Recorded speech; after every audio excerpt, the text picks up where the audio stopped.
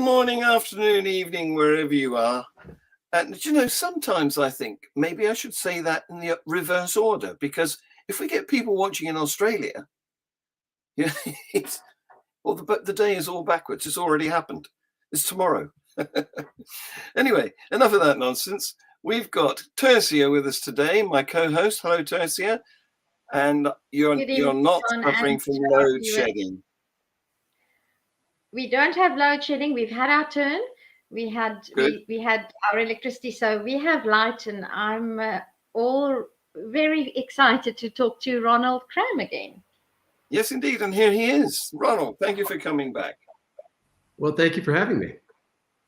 Well, we promised we would, because we had 2 or 3 people complain that we hadn't given you a fair chance to explain your scientific evidence for God. So what we've agreed to do in consultation with you and negotiation with you today is divide the show up into 2 bits. So I propose to talk with you about the scientific evidence for God in the first part of the show, maybe the first half. And then and Tercia she'll be backstage while we do that. And then I'll go away and hand you over to Tercia, who wants to talk about a quite different subject, really, which is once you've demonstrated that there is a creator deity, the next problem is determining which one. Exactly. And as I explained last time, when the atheist scientists become Christians, it always happens in that 2-step process. The first step is the scientists become convinced that a creator exists, and so they are converted from atheist to theist. But then that opens the question, well, if there is a creator, which one is it? Is it one of the world's great religions, or is it some other god possibly? And, it could be. Yes. And in some cases, actually the ones I know about, many of the times they end up becoming Christians.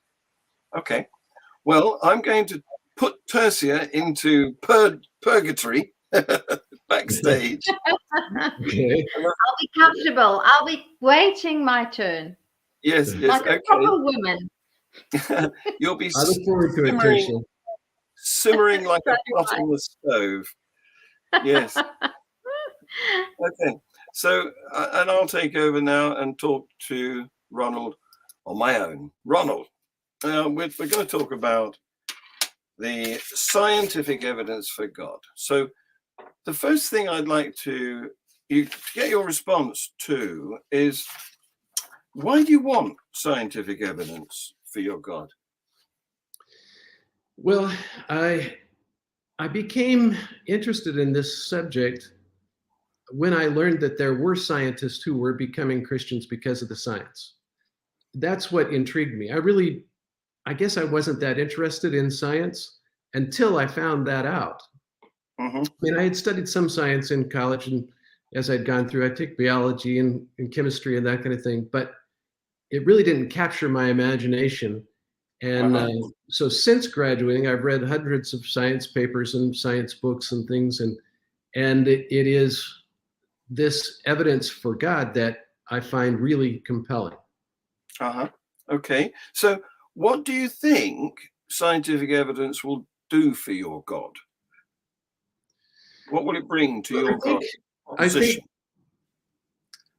what I find most interesting, and I'm going to talk about this kind of near the end, is that God created our solar system, our Earth-Moon system, in a way that to make an ideal laboratory so that we could do science, so that we could discover the creator's existence. So it seems obvious to me from the scientific evidence that the creator wants to be known through science. And that actually matches up with the Bible quite well.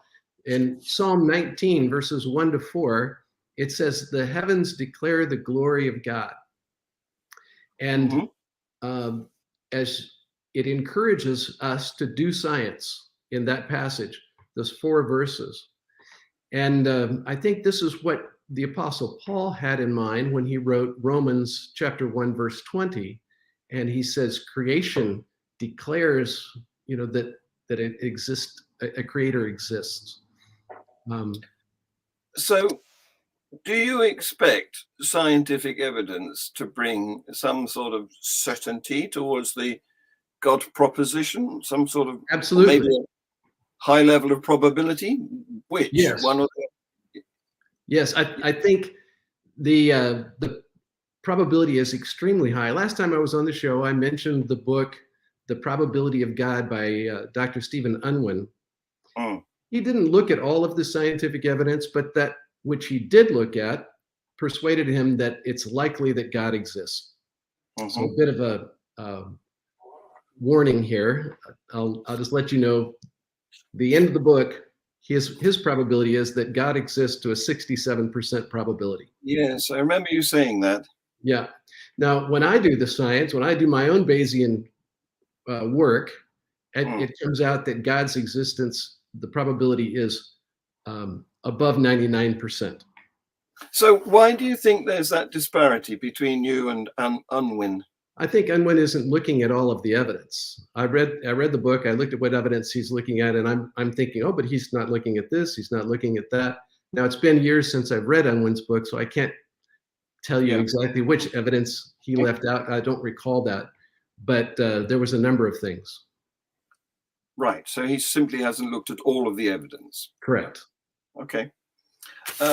Before I let you make your presentation, I want to say, do you imagine that if the scientific evidence for God is as solid as you imagine, as you consider it to be, yes, would you think that would knock any doubt out of the court? That would that settle the question of God? Would that make the proposition of your God incontrovertible?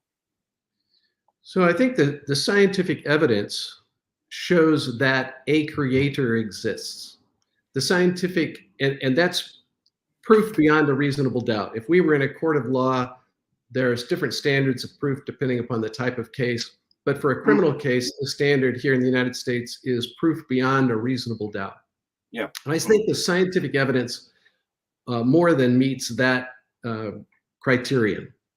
So, but it doesn't necessarily, the scientific evidence doesn't necessarily point to the God of the Bible, the Christian God. I think you have to look at other evidence to know which God. And that's what we're going to be talking about with Tertia. Exactly. That's the second part of the program. So I want to flag up here that I don't think the court of law model is useful here, because its remit is not to find out the truth.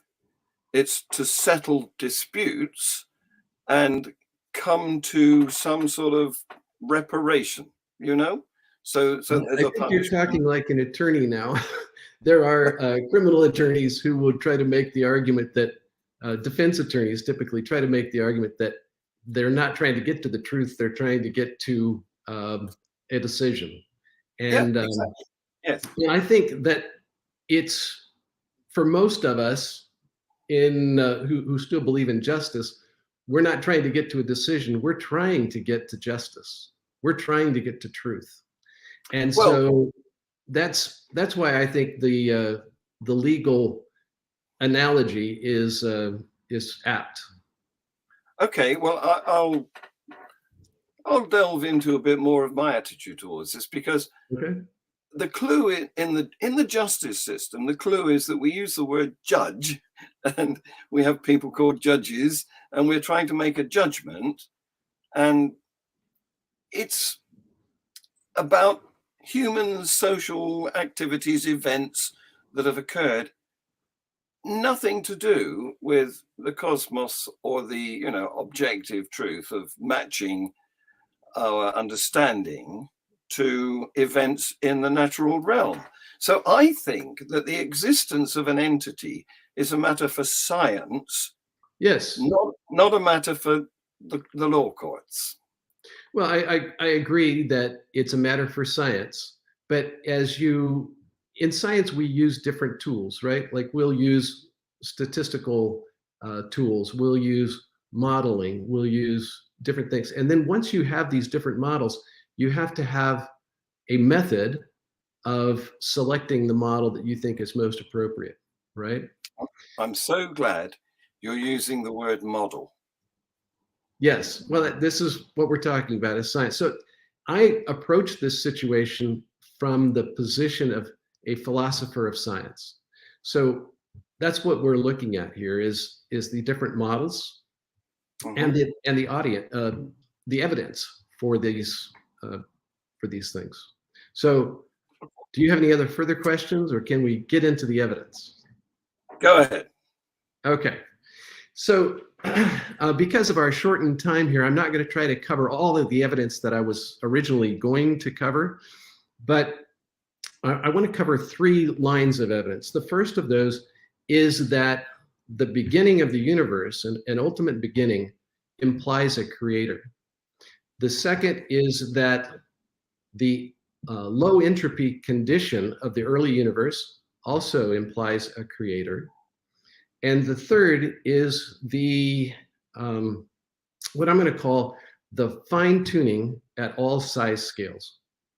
Now, John, I hope that you come back, because I do want this to be a discussion and not just a lecture.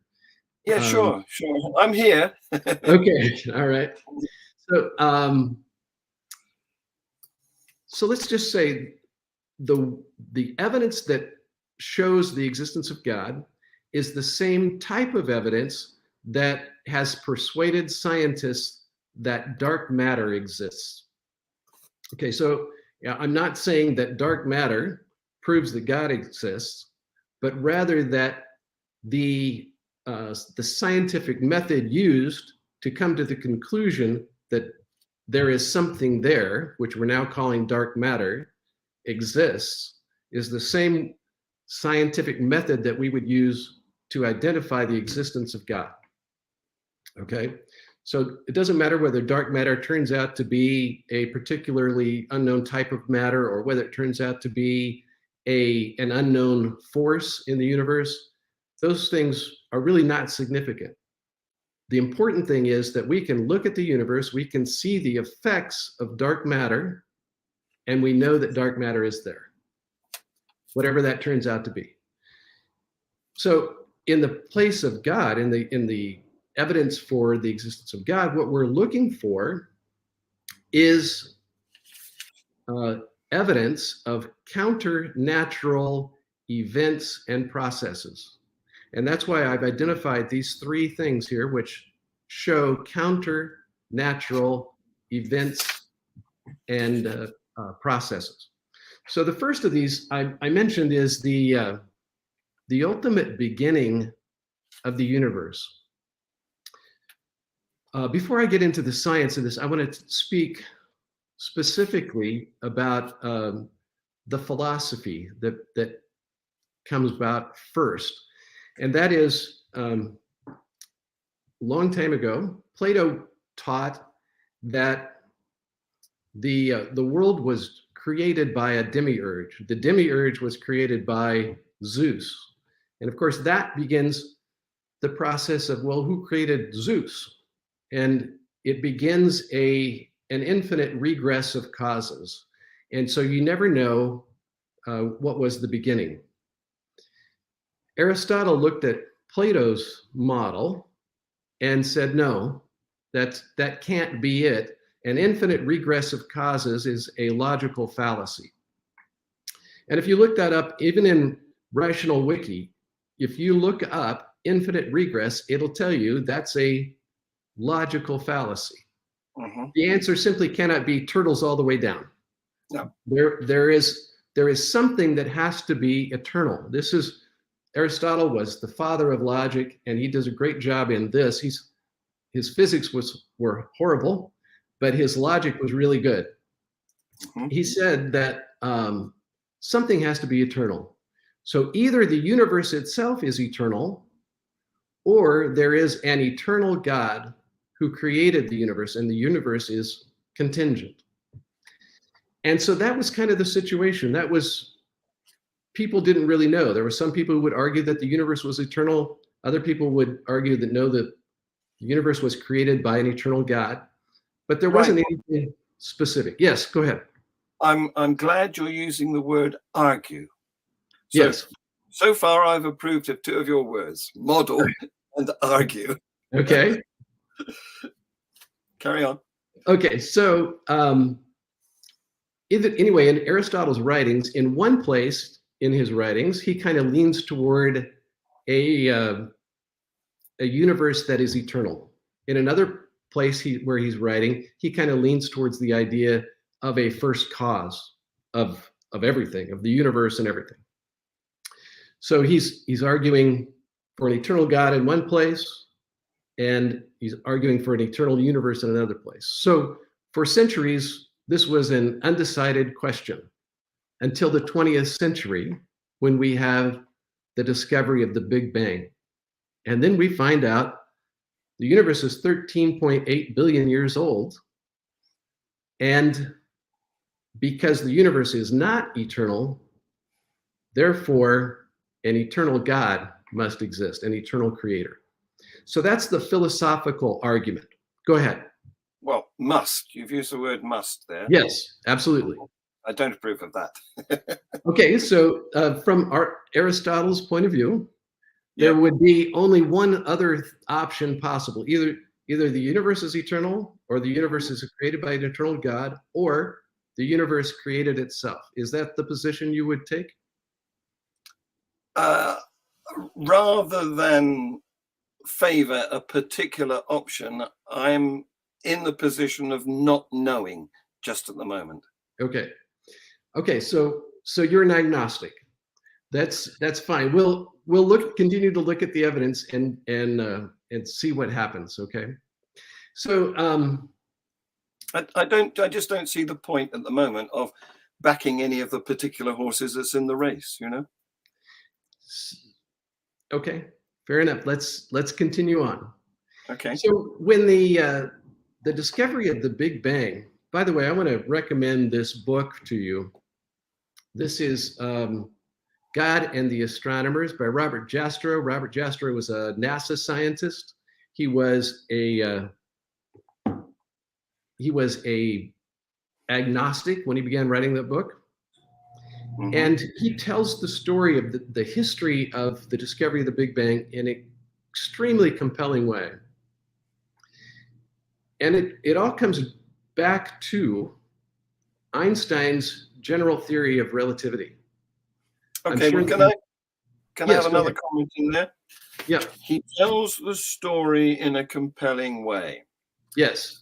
So let me rephrase that. What you're saying is that narrative can be more convincing than evidence. No, that's not what I said at all. I just said that he presents the evidence in a compelling way. Well, you used the word story, but anyway, okay. Yes. So the point here I'm trying to make is he explains it from the scientific background. He begins with Einstein's general theory of relativity. And I think a lot of people don't really understand GR very well at all. In fact, there was a day when Arthur Eddington, another great physicist, was being asked questions by a reporter. Sir Arthur Eddington, that's right. Sir Arthur Eddington was being asked questions by reporters, and one of them said, Einstein says that there are only 3 people in the world who understand his theory of general relativity. What do you think of that? Eddington doesn't say anything for a little bit. And finally, the reporter says again, well, Sir Arthur, do you have any comment? And Eddington says, well, I was just trying to think who the third person might be. It's an overestimate, yes. So anyway, Eddington's a brilliant guy. So Thank you for bringing that great story to the show. Yeah. So Eddington or Einstein, when he came out with this theory, what the theory really says is that our universe doesn't consist of space and time. It is one thing, a space-time. That there are 3 dimensions of space and 1 dimension of time, and they are tied together. So while we have massive objects like the sun that can warp space, the fabric of space, it also warps the fabric of time at the same time. And so when Penrose and Hawking came out with their singularity theorems, and they developed these mathematical models where they could model the universe shrinking back to the moment of creation. Yes. Mathematical model. I just want to highlight that. Yes, mathematical model. The time and space together shrink. And this is important to kind of grasp.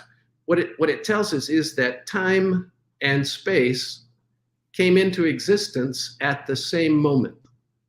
Okay? Time and space came into existence at the same moment.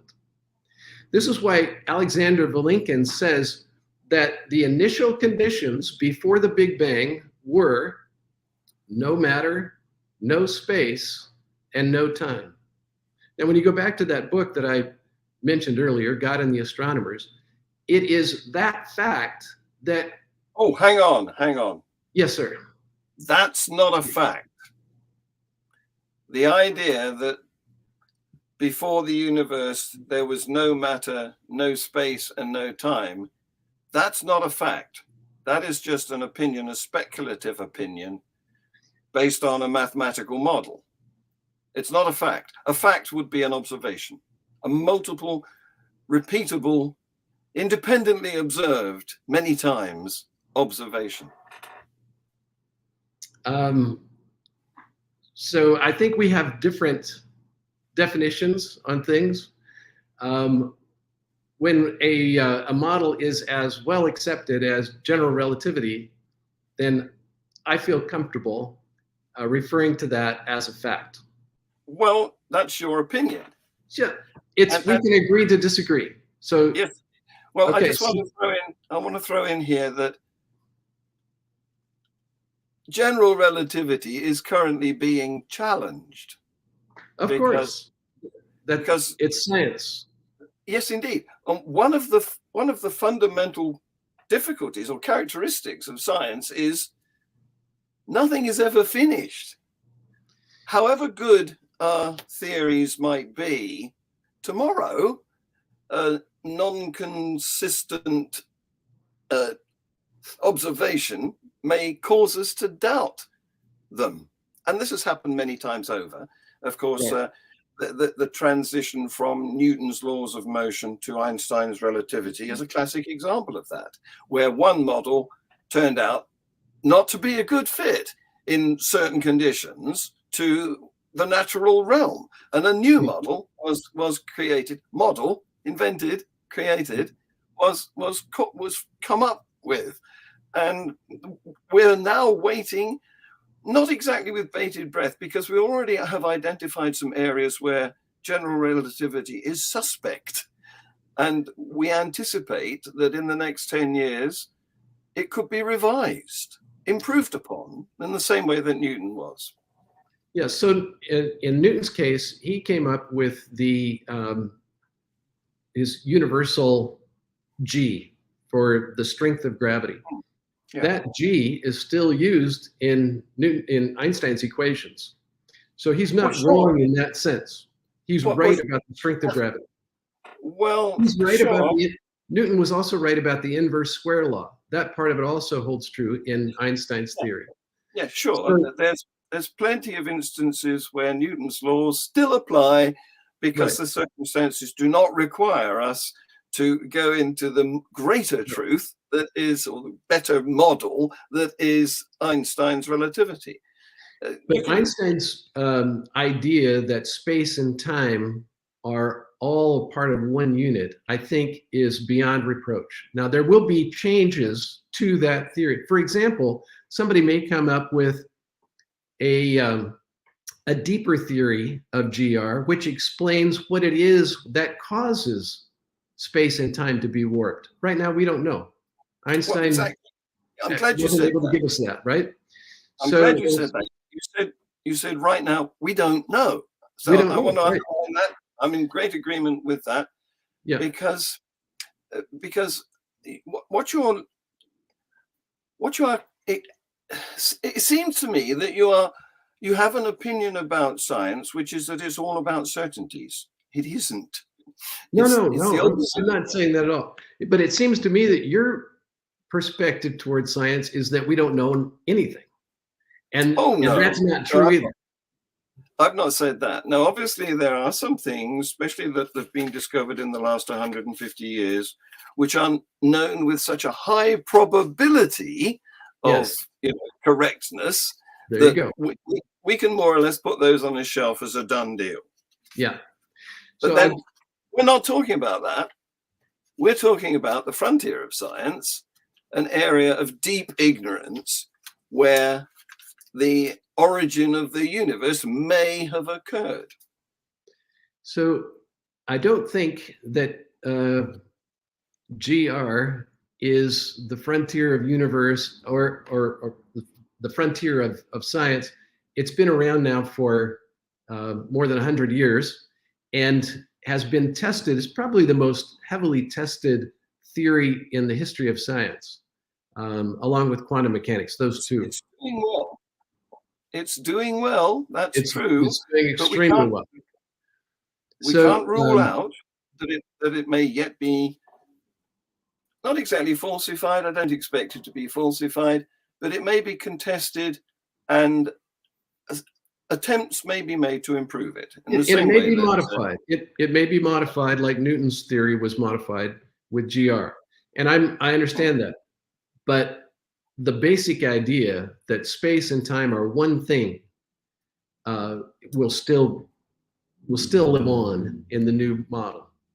Okay, so let's move on here to the next thing, and that is, it always comes up that, well, the Big Bang was only the beginning of our universe, that really there's a multiverse. And so in this century, in 2003, there was the discovery of the BGV theorem. And the BGV theorem tells us that any cosmological model, which is expanding over its history on average, had a beginning. This is a mathematical proof. It's not just a theory, or like in any theorem, it only applies under certain parameters, right?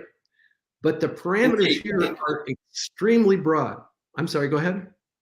Indeed, you're correctly using theorem, which is a mathematical construct, as distinct from theory, which is a scientific one.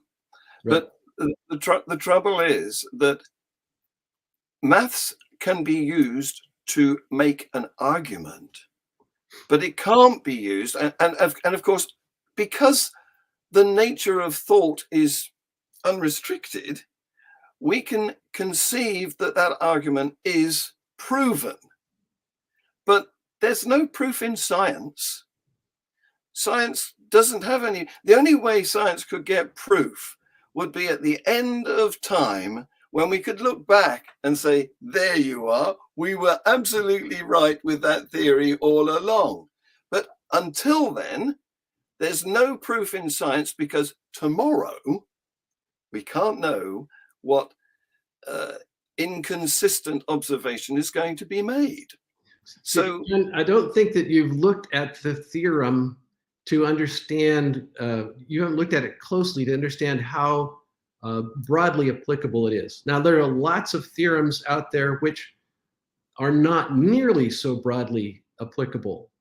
And you have to look at, well, how would we evade this theorem? Could we have a universe like ours that evades the theorem?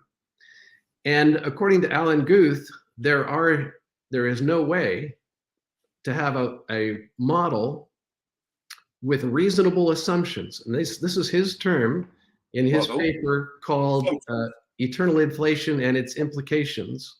Right. So what you're telling me is that the BGV theorem is a good model, including a number of assumptions.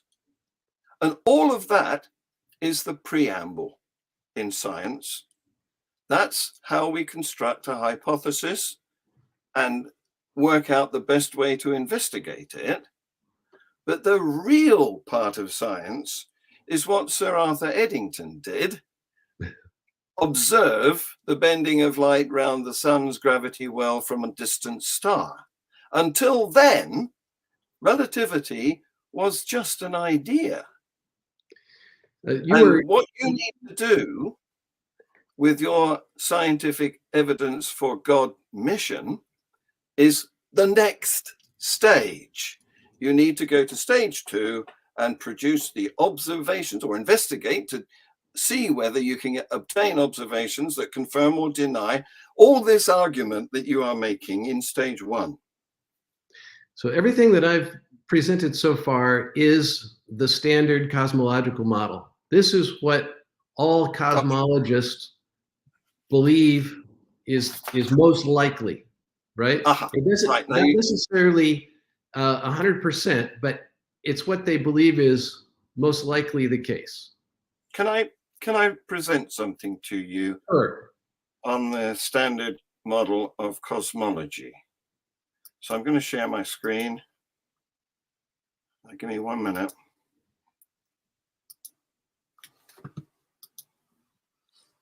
I'm just looking at the time here, John. I'm enjoying the conversation, but I'm afraid we're running out of time. And I want to read something to you. Oh, you've got something. Go ahead. Yeah.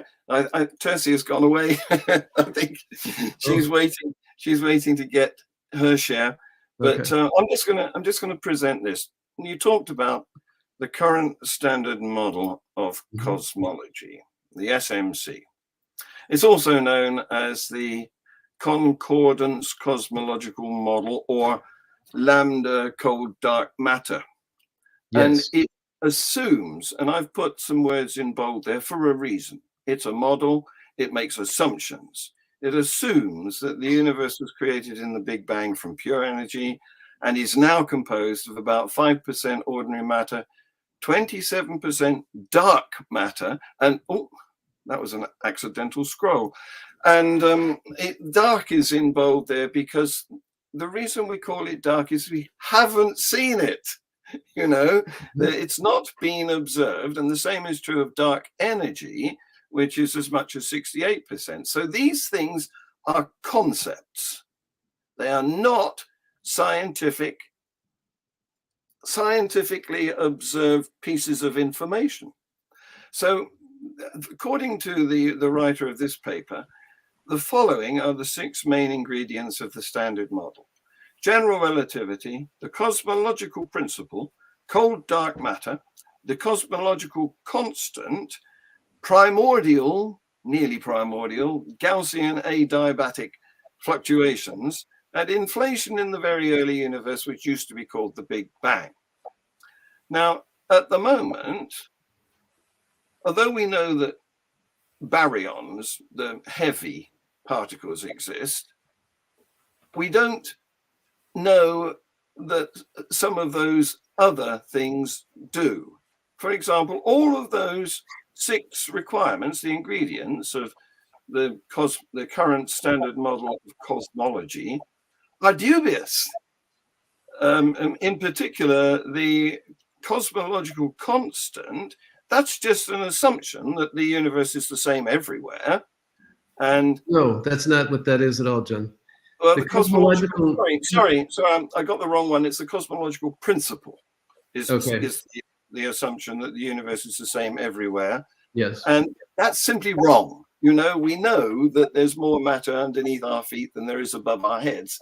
The universe is not the same everywhere. And the question is, how wrong is it? Is it wrong enough to ruin the standard model? And this is under investigation. Scientists are currently trying to estimate the wrongness, the error bar of the cosmological principle. And I recommend that you go to Sabine Hessenfelder, who has a great YouTube channel where she discusses matters like this. And I put a link in there, which will take you. I have seen many of her videos. Yeah, good. She's a wonderful expounder of physics and similar matters.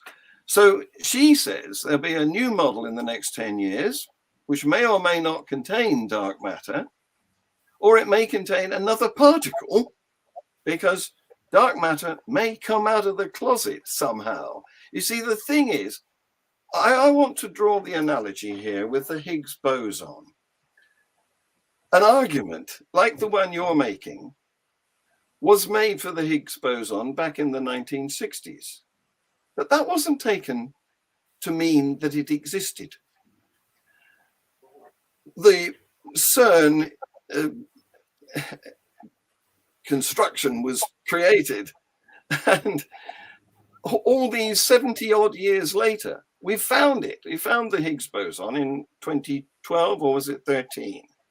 And that's what you're trying to do here. You're trying to leap the gulf between argument and conclusion, missing out the actual attempt to observe your God.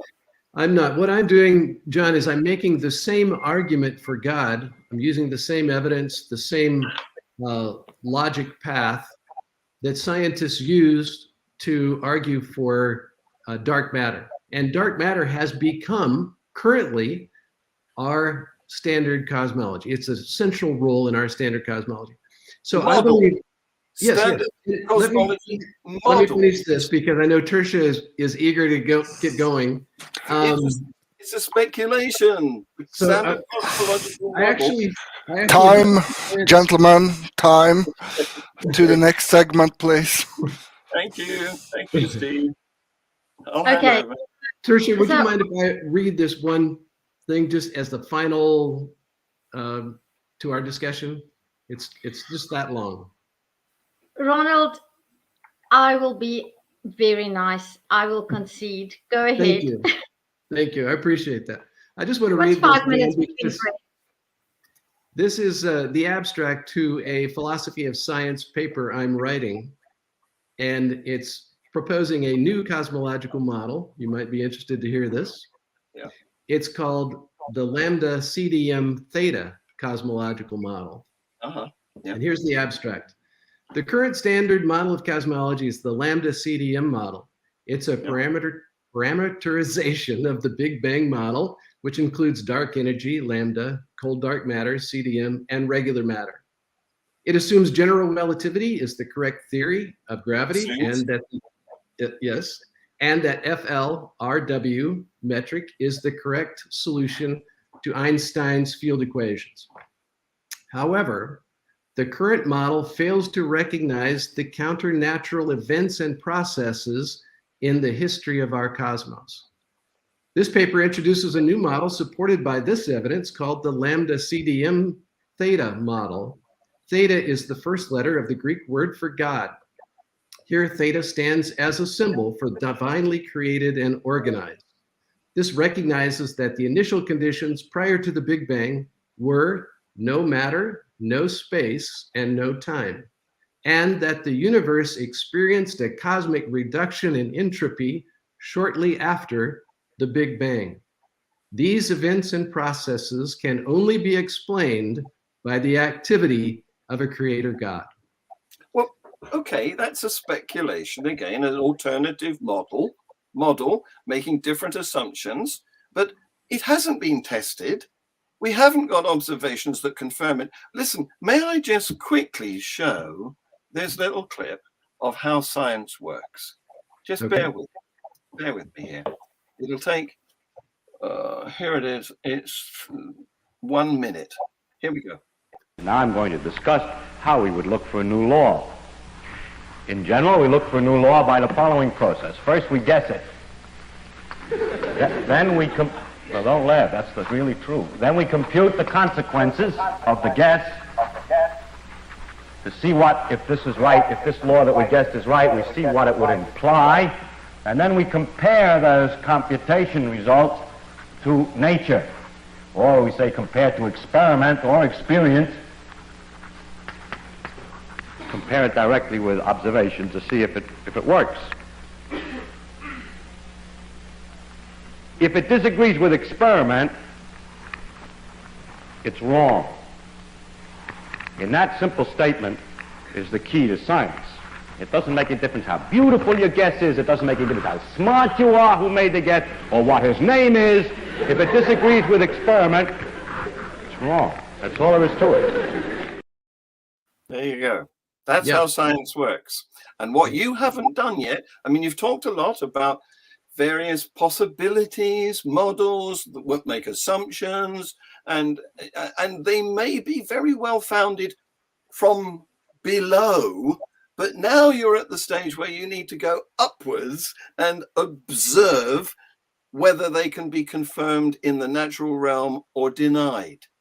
That's the bit you need to do. So I haven't been able to present all of the evidence yet.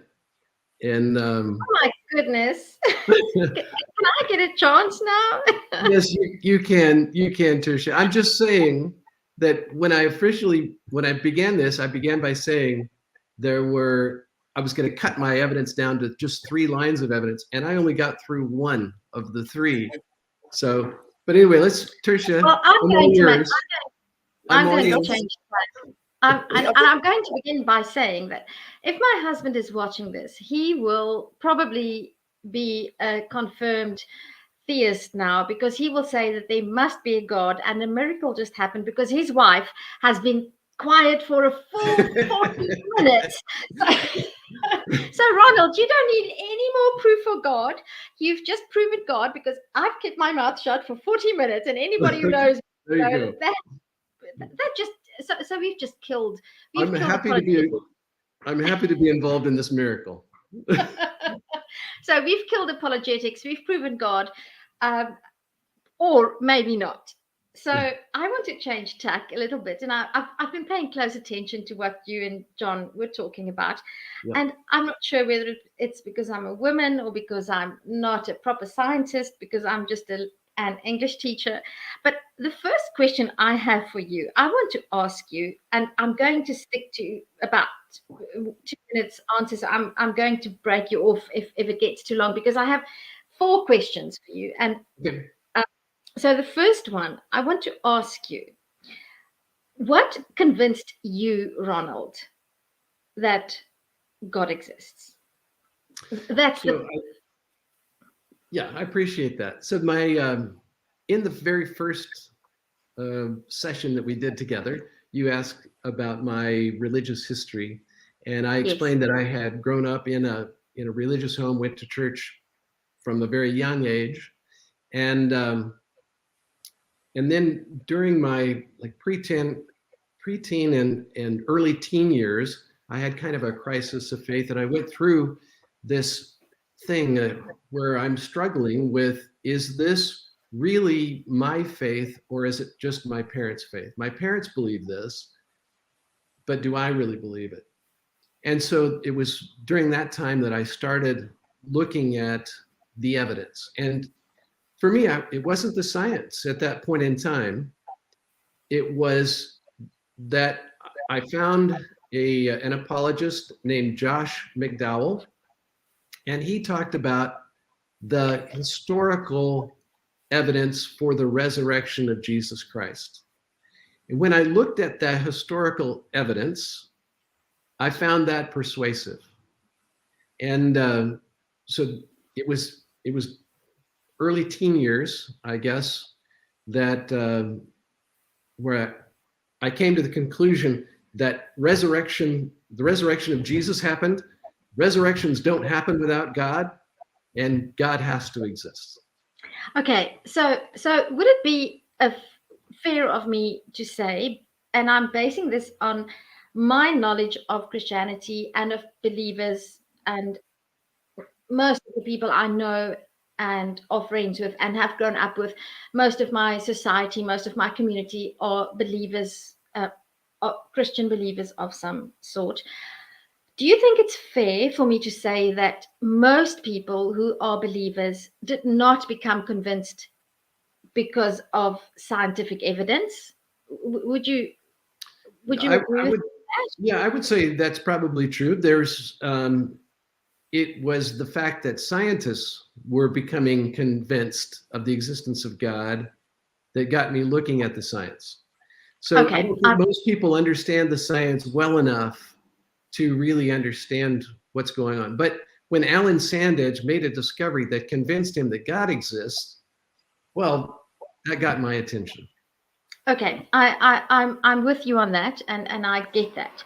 Now, I'm of a perhaps more pragmatic. I don't want to use philosophy terms because I'm just an English, and but I I I believe that most of us live our lives in the material world, and most of our lives are fairly simple in that we are just trying to make ends meet. And if you live in South Africa, you live with load shedding, and you live with poverty, and you live with social injustice, and those are the things that, in my mind, most people are concerned with. And that's why I think that most people are not really concerned when they think about God and the importance of their faith. They're not concerned about whether God created the universe or how that came about. So the next question I want to ask you is, could God, let's assume that there is a creator of the universe who set everything in motion. So now, if that entity exists, whatever you want to call him, or it, or that, them, or they, could that entity reveal itself to us as humans in such a way that the most simple-minded of us could understand and be convinced of its existence? Yes, absolutely. In fact, this is the very question that Hugh Ross asked himself as a young man. I'll just tell you this story real briefly. Hugh Ross was a science prodigy. He was born and raised up in Vancouver, British Columbia. While he was still in high school, he became the director of observations at the observatory there, and he was giving lectures on astronomy that were attended by the university professors, the University of British Columbia. This is how much of a scientist this guy was, right? So when he found out about the Big Bang, the universe had a beginning, he said, well, then God exists. There is a God. But in his mind, his mind went straight to a rather deistic type of entity. That is, he assumed that the creator probably didn't even know that mankind existed, that he just popped the universe into existence just for fun and went on about his way, and didn't realize that life arose through natural chemical processes, and didn't even know that we're here. That was kind of his assumption, right? Okay. So a couple of years went by, and then he started thinking about it, and he's like, what if I'm wrong? What if this creator God actually created in order to have a relationship with his creatures? If that was true, would there be some evidence of it in the world? And if so, how could I confirm that? And so he decided, as a scientific mind, he said, this is a testable hypothesis. So the way he decided to test it was to read the holy books of the world's ancient religions and find out if they told the truth about nature. Because he goes, we've learned a lot about nature in the last 3,500 years. If this book is from the creator, he's not going to lie to us about nature. Okay, hang on. Sorry. Yes. I'm keeping a beady eye on the time, and there's about 10 minutes left.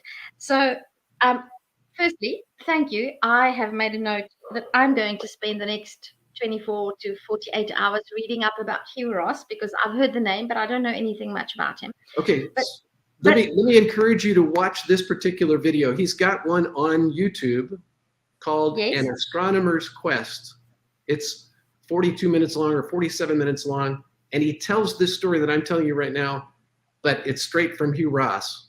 And I'll be watching it. I'll definitely be watching it. Okay. And but now I want to ask you.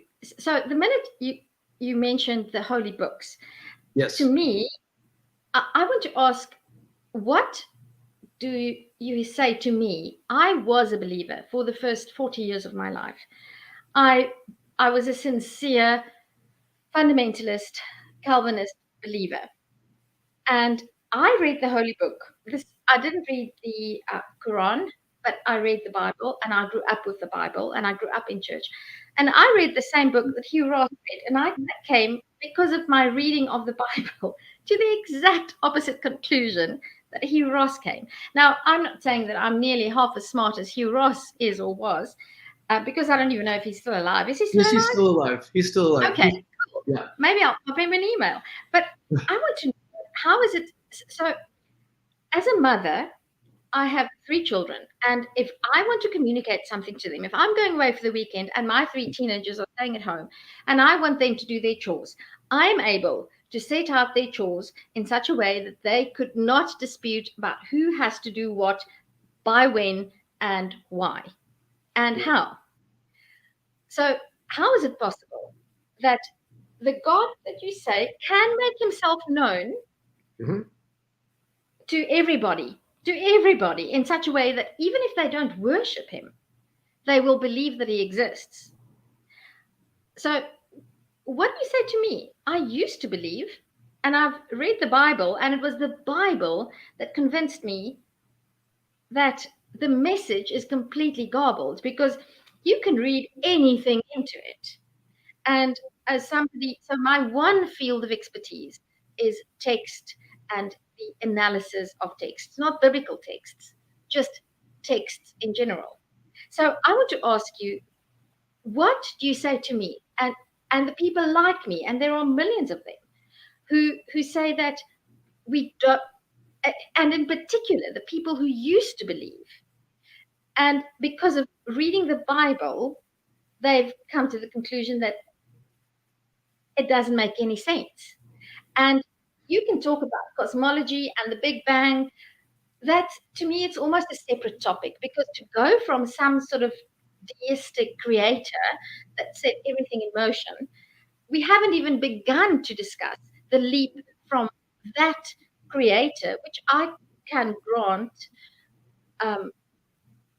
I can be charitable and grant that. But to go from that creator to the God who communicates with people, who created us as the pinnacle of creation, and who judges our behavior and our actions and sends us to hell or heaven and heals us or not heal us, to go from the creator to that God. And then we haven't even touched upon Jesus. I mean, we're just talking about God the Father now. I want to know, what do you say to somebody like me? Well, first of all, the word that you use there about reading into the Bible, that's where the problem is. People can read into the Bible things that are not there, and that happens. Okay, but Ronald, whose fault is that? Sorry, I have to ask you. Yes. Whose fault is that? It's the reader's fault. No, it's not. Yes, no, it it's is. not. It's the reader's fault. Every time. No, it's not the reader's. Every time. I'm a teacher, right? Yeah. I produce notes and textbooks and things like that. Mm-hmm. If I produce a text that is written in such a way that anybody can read anything they want into it, then if I wanted my audience to read anything they wanted into it, yes, then I wanted it to be like that. And then if the readers do that, it's not a fault of theirs, because that's what I intended. But if I want a recipe, if you write a recipe to make a cake, but in the end it can come out as a salt dish or a savory dish or a sweet dish, and 2 people follow the same recipe and they come to totally different dishes, then the recipe wasn't clear. It's not the fault of the bakers if they misinterpret the recipe. So you can say that it's the fault of the readers if the text has various interpretations. People can read into a shopping list things that they want to see there. It doesn't matter. It's always, Edie Hirsch wrote a book called Validity and Interpretation. And in that book, he talks about how it's the reader's responsibility to make sure that what they're interpreting is the author's intent and not the reader's intent. There is no validity in reading a text and reading into it what you want to see there. Sorry, this is water, not wine. I'm just saying for the audience, pure water. That's fine. Okay, so we this is perhaps an important discussion that I think you and I need to do our own thing, but we're going on to 4 minutes. So the last question I have. So you are convinced that God can make himself known. So why is God not known to me? So, Tricia, that's a very difficult question and a personal question, and I don't know how to answer that. I really don't. All I can tell you is God has made himself known both in nature and in the Bible. And so as long as you read the Bible with an intent to find out what it is the author is trying to say, then I think you're... Who's the author of God? Is God the author of the Bible?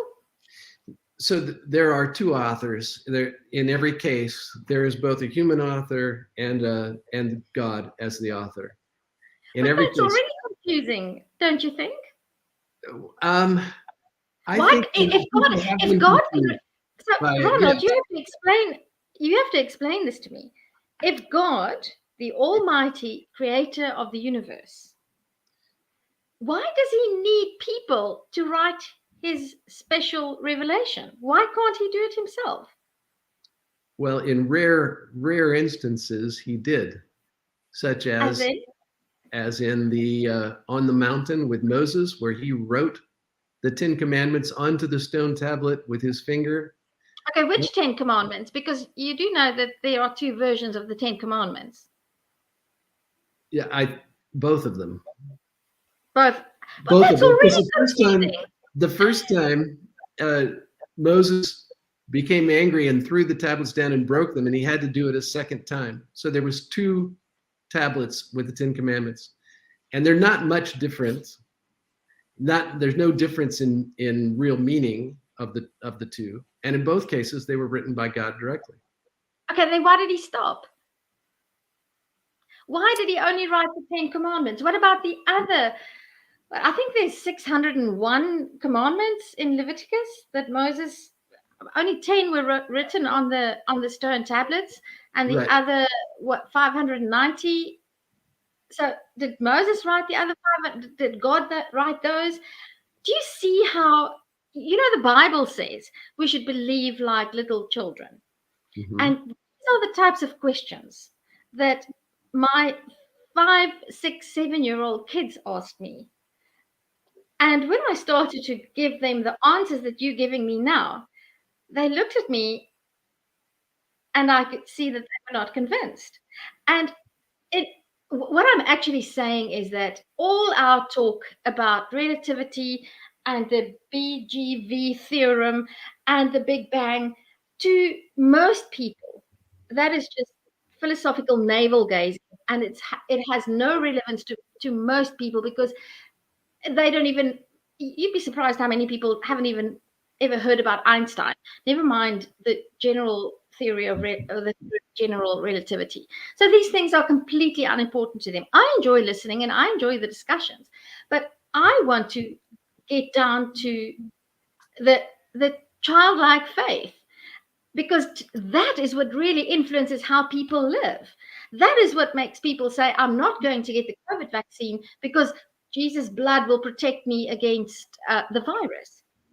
And that's why, to me, that is the real topic of discussion. And that's why I want to say, if God exists and he's real, why does he need scientists and apologists to show himself? And I mean, God can show himself to me, and I will believe that he exists. It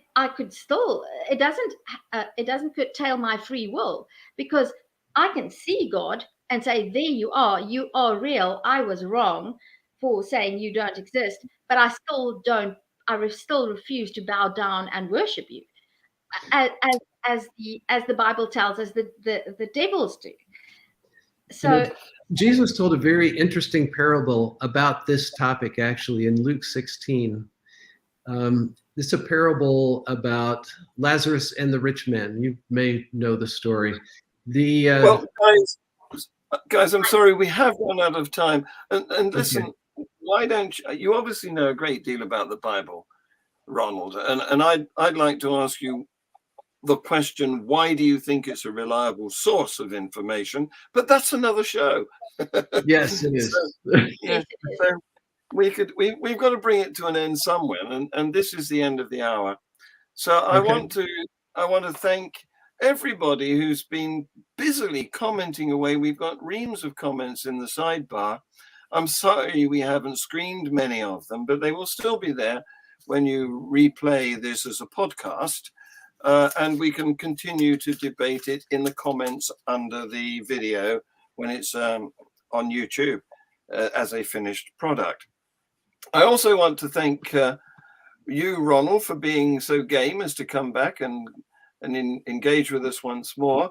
But most of all, I want to encourage people to watch us again next week when we have a guy called Alan Calhoun. He's in different subject areas, and he trades on Facebook under the name of Deontological Reality. So have a look for him, and do come and watch us next week. John, can I just thank Ronald for your contribution to having proper, decent conversations, hard-hitting, I hope, because I think we need hard-hitting, honest conversations. We do. That are still in good spirit. And I really enjoy our engagements. And I hope we have grown our audience. And thank you for bearing with us, John, Ronald. And thank you for putting up with me, John. Thank you. I appreciate our time together. And I notice you've had your hair done. It is lovely. Oh, I just washed it. Okay. Well, Ronald, you mentioned that you had 2 other strands of evidence that you hadn't had a chance to deliver to us. So maybe there's some further opportunity in the more distant future for us to go into those. But I want to ask you right out, do they contain observations, or are they just arguments? Because if they don't contain observations, here's what it is. So we just don't know. We just don't know. That's correct. That's what it means. Well, thanks, guys.